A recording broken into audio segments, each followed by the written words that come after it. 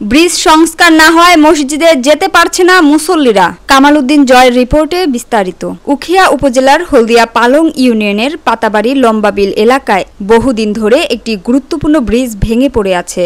দীর্ঘ সময় ধরে সংস্কার না হওয়ায় স্থানীয় বাসিন্দারা চরম দুর্ভোগে পড়েছেন। এই ব্রিজ দিয়েই স্থানীয় মুসল্লিরা মসজিদে যেতেন এবং কোমলমতি শিক্ষার্থীরা স্কুল ও মাদ্রাসায় যাতায়াত করতেন। কিন্তু বর্তমানে সেতুটি গুরুত্বপূর্ণ হয়ে পড়ার কারণে অনেকে বাধ্য হয়ে একটি সরু বাঁশের সাঁকো ব্যবহার করছেন, যা অত্যন্ত বিপজ্জনক। স্থানীয় বাসিন্দারা জানান, বর্ষা মৌসুমে সাঁকোটি আরও বিপজ্জনক হয়ে ওঠে, ফলে ছোটদের স্কুলে যাওয়া প্রায় অসম্ভব হয়ে পড়ে। এমনকি জরুরি প্রয়োজনে চিকিৎসা নিতে পারাও দুষ্কর হয়ে উঠেছে।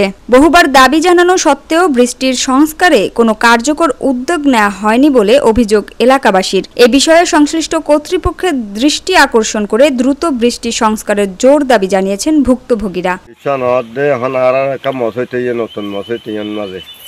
মানুষে নোয়াজ দোয়া হরি না পারে, বেশি হস্ত পার ফারাই না পারে, গোড়া গাড়া হুমাইছেন মসজিদ যাই না পারে, মাদারসা যাই না পারে, স্কুল মাদারসা যাই না পারে, আর হারনে কোলে কোলে ফারাই না পারে, আর বেশি হস্ত পার মসজিদ মাদারসা যাই না পারে, মানুষ ফারাই না পারে।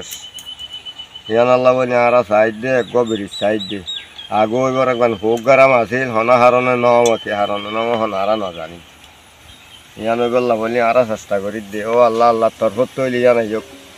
হলদিয়া পালং ইউনিয়নের 4 নম্বর ওয়ার্ডের পাতাবাড়ি বান্ডারমা ক্ষেত্র এমআরসি ব্রিকফিল্ড হয়ে কেবাসুরি পর্যন্ত যে সড়ক, এই সড়কের মধ্যে আমরা দীর্ঘদিন ধরে দেখে আসতেছি যে এই সড়কের মধ্যবর্তী স্থানে একটি খাল রয়েছে। খালের মধ্যে একটা সুইট গ্যাস আকারে ব্রিজ ছিল, তথা আমরা দীর্ঘদিন যাবৎ এই ব্রিজটি ভেঙে যাওয়ার কারণে কিন্তু অনেক মানুষজনের অচলের পথ হয়ে গেছে। অনেক শিক্ষার্থীরা স্কুলে যেতে পারতেছে না, কলেজে যেতে পারতেছে না।